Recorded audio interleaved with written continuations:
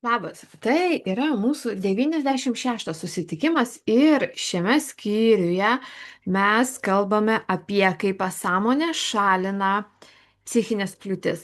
Kaip pasąmonę mes galime pasitelkti, pašalinti nemalonius, nereikalingus, net ir žalingus įpročius. Tikrai naudinga tema, labai labai nesvarbu iš tikrųjų tas įprotis labai kenkiantis tavo yra gyvenimui, tavo aplinkiniams ar ne, gal tai gali netgi būti įprotis pramiegoti visada, nes tai irgi yra mums įrašyta. Gal tai gali būti įprotis visada vėluoti. Mes viską galime pakeisti, naudojant savo pasąmonę. Šį kartą šiandien mes pradėsime nuo pastraipos apie jeigu atsisakote pripažinti žalingą įprotį. Jeigu tu atsisakai priimti, kad, žinai ką, aš turiu tą įprotį. Nes dauguma mes sakom, oi, ne, čia nėra kažkoks tai blogas dalykas. Čia aš galiu pakeisti lengvai ir visą kitą, mes viską galime labai lengvai pakeisti, bet mes visų pirmiausia turime norėti tai keisti. Jeigu esate alkoholikas arba narkomanas, pripažinkite tai. Neišsisukinėkite. Dauguma žmonių taip ir neišbrenda iš alkoholio liūno tik dėl to, kad nepripažįsta savo problemos. Jūsų liga susijusi su dvasinės pusiausvyros neturėjimu, vidinė baime. Bijote gyvenimo ir bandote pabėgti nuo atsakomybės apsikabinę butelį. Kaip alkoholikas jūs neturite laisvos valios. Jums gal ir atrodo, kad turite, bet gal net girėte stiprią valią, tačiau jeigu esate užkietėjęs girtuoklis ir imate drąsiai tvirtinti, kad daugiau nei į burną neimsit, žinokit, kad jums neužteks jėgų įgyvendinti savo pareiškimo. Todėl, kad net nenutuokėte, kur rasti jėgų. Visų pirmiausia, tai jeigu mes norime išspręsti kažką, mes turime žinoti, kur yra židinys, iš kur tai ateina. Čia sako, ar ne, čia kalba apie neturėjimą pusiausvyros, tos dvasinės pusiausvyros, vidinę baimę, bet iš tikrųjų alkoholis, ypatingai iš tų rusų laikų, jau jisai tiek būdavo įrašytas iš kartų į kartas, kaip tas toks pastovus įprotis, o kaip kitaip? Ar ne, jau buvo, aš matydavau savo tėvą, alkoholikas mano tėvas, ir žinoma, ir buvo, kad ir senelis jaunystėje, kiek močiutė pasakodavo, išgerinėdavo, kitas senelis irgi, jisai net ir agresyvus būdavo, lygiai taip pat mamos tėvukas, lygiai taip pat jisai irgi būdavo agresyvus išgėręs, kaip ir maniškis. Tai tiesiog jau taip būdavo nuo mažens vaikams įrašoma, o kaip kitaip gyventi. Tai čia, va toks yra gyvenimo, kaip ir siekis, va toks būdas, toks stilius, jisai kitaip ir negalimas. Tai šiais laikais jau mažėja, jau tos kitos kartos auga, žinoma, tų žalingų įpročių yra kitokių, bet jau nėra taip, kad, nu kaip dabar negersi, ar ne, nu kaip čia dabar neišgėrus. Kažkaip tai negersi, nepritapsi, dar tokių visokių, ar ne taip. Pagalvok apie savo mokyklos laikus, apie, nu, tą tėbrą, kurioje būdavai, kaip ten būdavo, kaip jūs leisdavote laiką. Tai va, tas toksai, ne, ką matai augant, automatiškai pas mus, va, įrašyta, kad va, čia yra gyvenimo tiesa. Taip reikia gyventi. Dabar mes žinom, kad nereikia.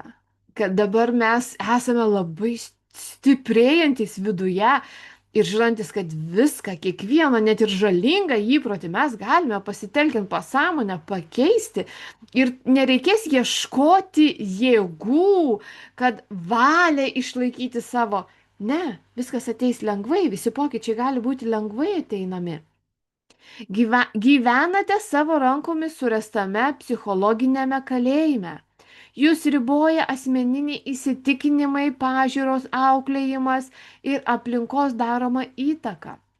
Kaip ir dauguma žmonių esate įpročio vergas.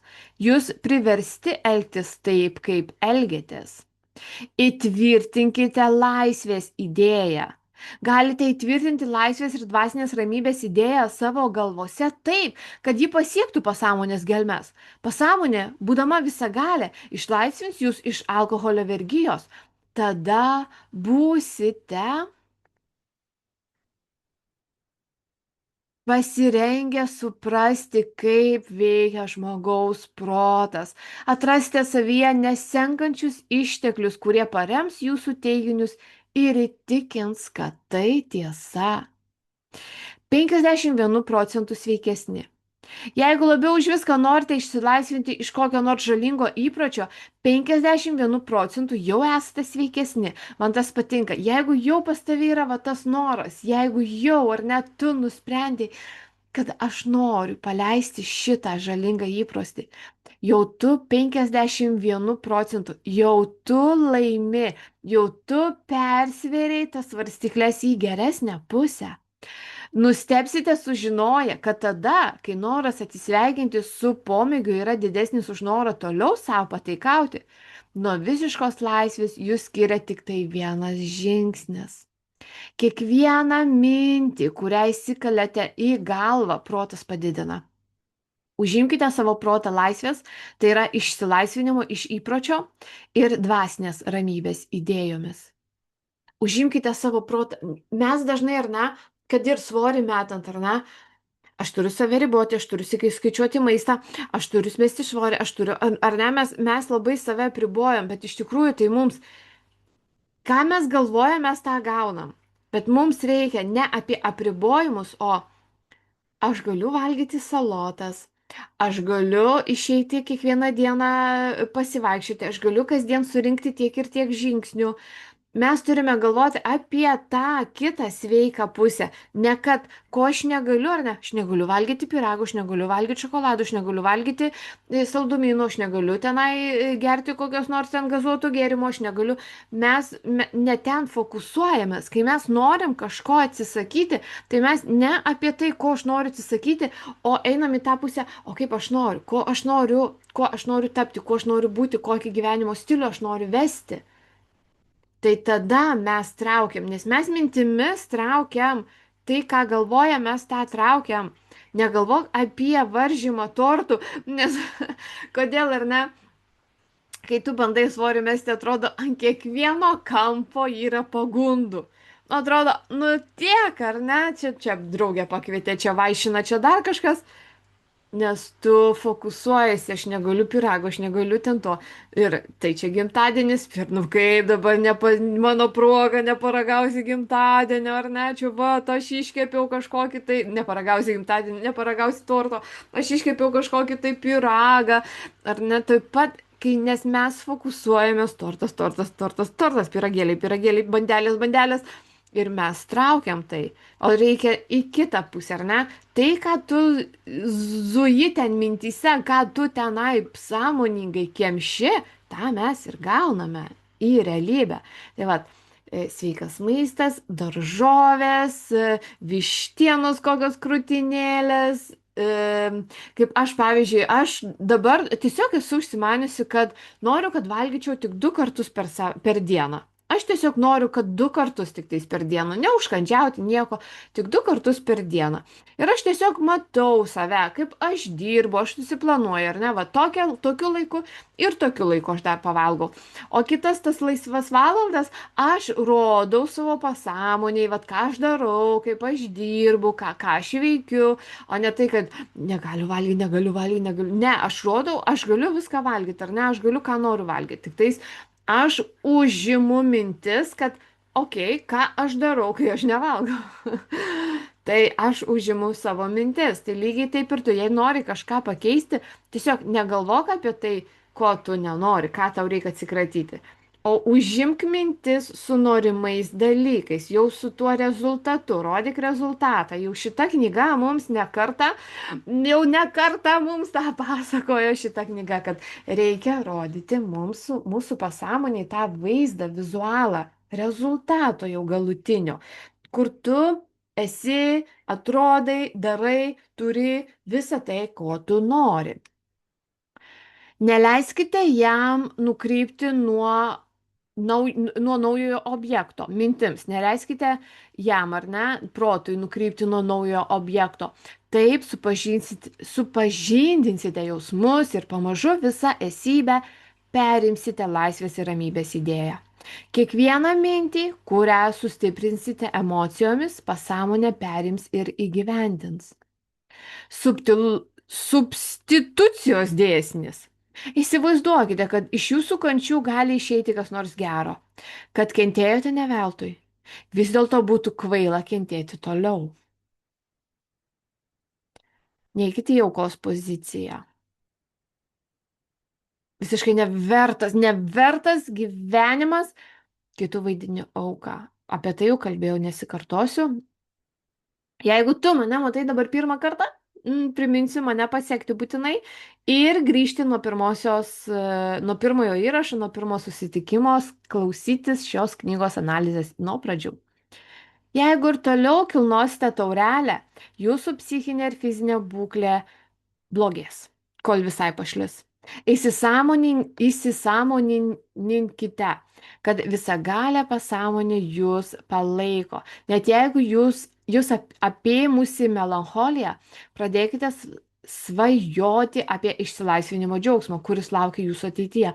Taip, mes dažnai labai lengva yra pasinerti į tą tokį liūdnumą, melancholiją čia Aš depresiją nesakysiu, nes depresija tai yra liga, bet mes dauguma jau tik metų laikai keičiasi, mažiau saulės, mažiau to vitamino D mūsų kūnuose, mes taip pat siejame su depresija. Nekabinkit jokių etikečių.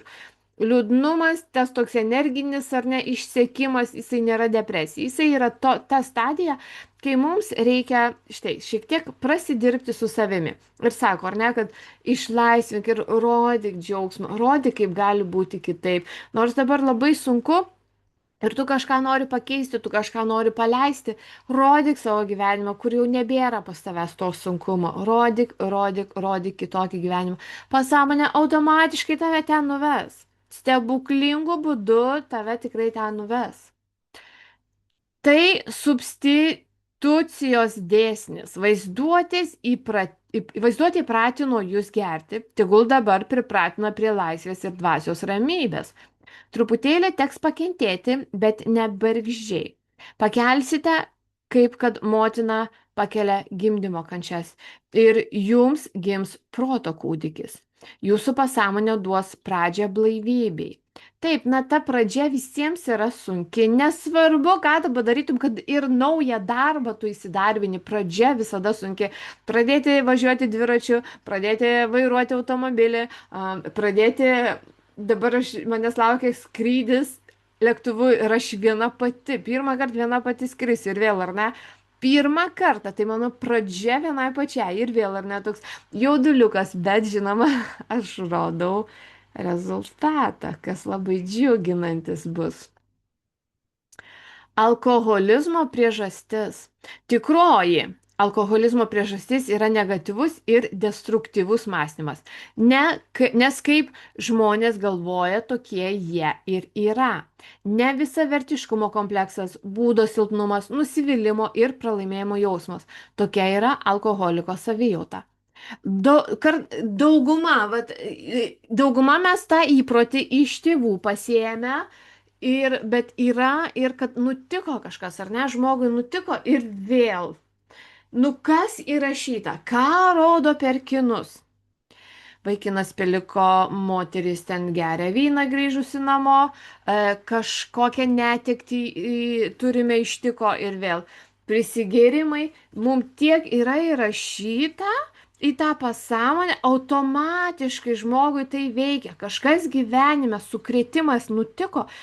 Ir jau ar ne pasąmonė taip pat iškelia, nes tiek vaizdų prirodyta, net ir per kinus, ir iškelia taip pat, kad alkoholis, gerti. Nes tai, ką mes matome nuolatos, mums vat automatiškai vat tos idėjos ir iškyla. Tai arba ar ne alkoholizmas įvyksta, kai tu, štai kaip ir sakau, iš aplinkos vaikystėje matei ir atrodo, nu kitaip, kaip kitaip. Nežinai kaip kitaip, nes mes nežinom, ko mes nežinom, o ką mes matom, tai yra mūsų tiesos. Matei, kaip ten kaimynai, tėvai, seneliai, dėdės, kaip jie visi susirenka balių festivaliai, geria ir ten muštynės ir visa kita, ar ne, tai, tai čia normalu, tau įrašyta, kad tai normalus yra poelgis. Taip, visi turi elgtis kai jie jau suaugę. Taip ir elgiesi pats. Na, moteris mažiau, bet yra ir moterų, ar ne, alkoholikų. O kitas dalykas, kad mes prisižiūrėję iš visokių kinų, kad alkoholis aletai numalšina skausmą. Ar tikrai? Sako, tik laikas gydo žaizdas. Alkoholis tik kenkia tavo sveikatai ir net ir aplinkiniams. O kur dar stiprus vidinis priešiškumas? Jis randa begalės paaiškinimų, kuriais pateisina savo pomėgį sveigalams. Tačiau iš tikrųjų vienintelė priežastis yra žmogaus požiūris į gyvenimą. 3 stebuklingi žingsniai. Pirmas žingsnis - nusiraminkite, apie nieką negalvokite, pasinerkite į mieguistą snaudulingą būseną. Kai atsipalaiduosite, nusiraminsite ir imliai nusiteiksite, būsite pasirengę antram žingsniui. Antras žingsnis - pasirinkite trumpą frazę, kuri lengvai įstrigtų į atmintį ir ilgai kartokite ją kaip lopšinę. Sakykite, blaivumas ir dvasios ramybė dabar priklauso man, dėkoju. Kad mintis nenuklystų į šalį, kartokite frazę garsiai arba krūtinkite lūpas ir liežuvį, tarpdami ją mintise. Taip darant, žodžiai lengviau įsiskverbs į pasąmonę. Kalbėkite 5 minutes arba ilgiau, pajausite didžiulį palengvėjimą.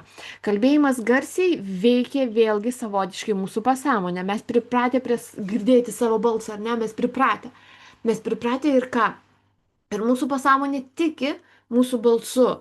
Tai vėlgi yra toks sustiprintas būdas. Aš dažnai automobilį vairuojant, aš netgi įsirašau savo afirmacijas, aš turiu trumpus 10 minučių, nu, ant repeato, taip sakant, ant lūpo įrašiusi ir klausausi netgi, nes mano balsas, mano pasąmonė priima mano balsą.